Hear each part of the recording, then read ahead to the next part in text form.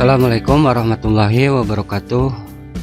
Bagaimana kabarnya rekan Sosiologi 79? Bertemu lagi dengan channel Sosiologi 79 yang pada kesempatan kali ini akan melanjutkan pemaparan tentang paradigma sosiologi bagian yang keempat, di mana bagian yang pertama, kedua, ketiga, dan sekarang kita memasuki bagian yang keempat, yang pada kesempatan kali ini kita akan mencoba memaparkan aliran behaviorisme dalam sosiologi ya. Jikalau sebelumnya Emile Durkheim memandang manusia itu sebagai sosok yang determinis, artinya tingkah lakunya ditentukan oleh fakta sosial atau struktur sosial masyarakatnya. Sementara yang kedua, Max Weber lebih menekankan pada sisi humanisnya ya. Jadi manusia memiliki kebebasan untuk menafsirkan dunianya. Dan pandangan yang ketiga kali ini kita akan mencoba melihat akar-akar behaviorisme dalam sosiologi. Behaviorisme ini adalah aliran psikologi ya, aliran dalam psikologi yang kemudian diadopsi oleh keilmuan sosiologi. Berbeda dengan dua paradigma sebelumnya, aliran behaviorisme ini memandang manusia sebagai sosok yang pasif sama ya, yang tingkah lakunya semata-mata ditentukan oleh serangkaian stimulus yang diberikan kepadanya. Ya, baiklah, kita mulai saja materinya. Bagaimana paradigma sosiologi bagian yang keempat. Iya. Paradigma perilaku sosial dalam sosiologi atau paradigma behaviorisme dalam sosiologi ya, aliran behaviorisme dalam teori-teori sosial atau sosiologi. Sebenarnya behaviorisme ini merupakan salah satu aliran yang pengaruhnya demikian kuat dalam keilmuan psikologi.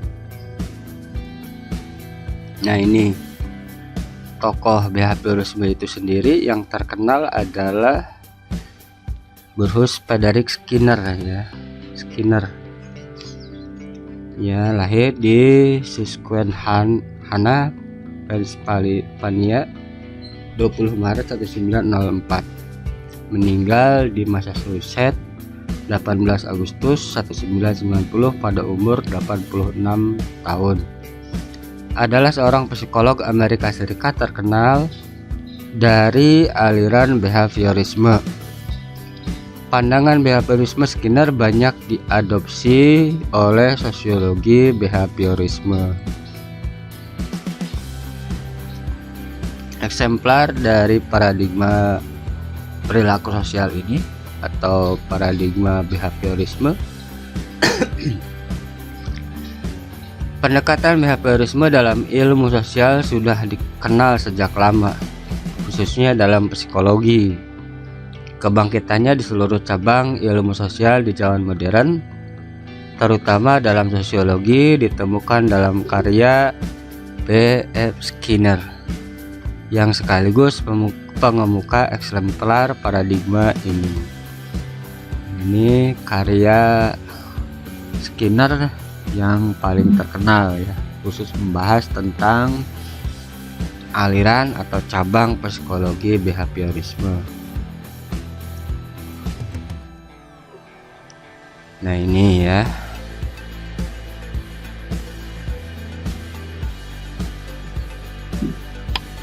Melalui karyanya itu, Skinner mencoba menerjemahkan prinsip-prinsip psikologi aliran behaviorisme ke dalam sosiologi. Demikian, teori, gagasan, serta praktek yang dilakukannya telah memegang peranan penting dalam pengembangan sosiologi behavior ya. Jadi ada beberapa tokoh sosiologi yang pandangan-pandangannya sangat terpengaruh oleh psikologi behavior ini ya, yang terutama dikembangkan dengan tokohnya Skinner. Nah, ini karya Bruce Frederick Skinner ya, Frederick Skinner, radikal behavior. Nah, ini ya. Skinner melihat dua paradigma sebelumnya sebagai perspektif yang bersifat mistik ya, dalam arti mengandung sesuatu persoalan yang bersifat teka-teki, tidak dapat diterangkan secara rasional.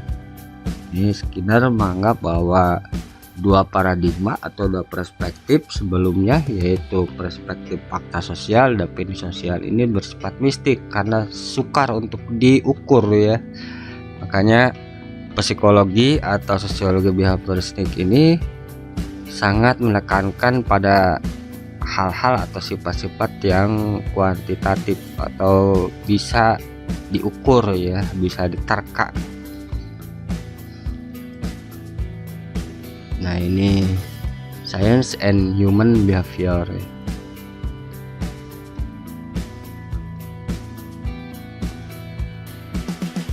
Dengan memusatkan perhatian pada kedua persoalan yang dibahas oleh kedua paradigma sebelumnya, berarti menjauhkan sosiologi dari objek studi berupa barang sesuatu yang konkret realis ya. Jadi Skinner ini beranggapan bahwa paradigma sebelumnya itu sangat abstrak, tidak bisa diterjemahkan pada situasi-situasi yang konkret ya. Berarti menjauhkan sosiologi dari objek studi berupa barang sesuatu yang konkret, realis ya, realistik gitu ya. Nah, ini sama karya Burrhus Frederick Skinner. Nah, Reflection, Behavior and Society tadi ya.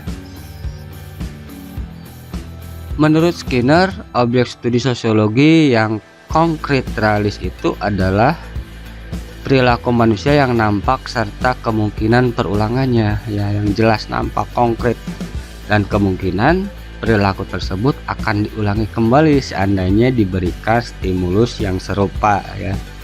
Behavior of man and contingencies of reinforcement ya, gitu ya. Enggak seperti itu. Nah, ini ya, pendekatan behavioristik ini sangat populer juga dalam dunia pendidikan ya, dalam dunia pendidikan. Pokok persoalan sosiologi menurut paradigma perilaku sosial atau behavioristik ya. Paradigma perilaku sosial memusatkan perhatiannya kepada antar hubungan antara individu dengan lingkungannya. Lingkungan tersebut terdiri atas bermacam-macam objek sosial ya, bermacam-macam objek non sosial. Objek sosial itu berarti lingkungan masyarakat atau manusia, non sosial itu berarti benda gitu ya. Nah, ini ya, hubungan individu dengan lingkungannya.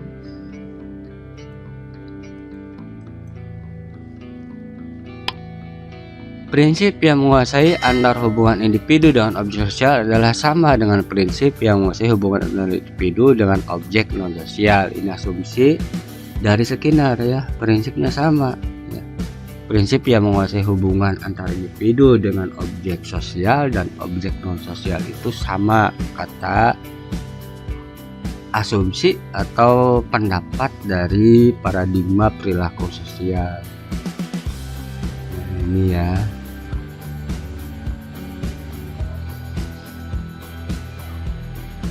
Singkatnya, hubungan antara individu dengan objek sosial dan hubungan antara individu dengan objek non sosial dikuasai oleh prinsip yang sama ya, kata aliran behavioristik atau perilaku sosial ya. Dengan kata lain, yang menjadi pokok persoalan paradigma ini adalah tingkah laku individu yang berlangsung dalam hubungannya dengan faktor lingkungan yang menghasilkan akibat-akibat atau perubahan dalam faktor lingkungan menimbulkan perubahan terhadap tingkah laku. Jadi terdapat hubungan fungsional antara tingkah laku dan perubahan yang terjadi dalam lingkungan aktor gitu ya.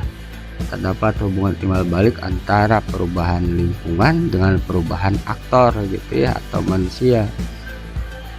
Nah, ini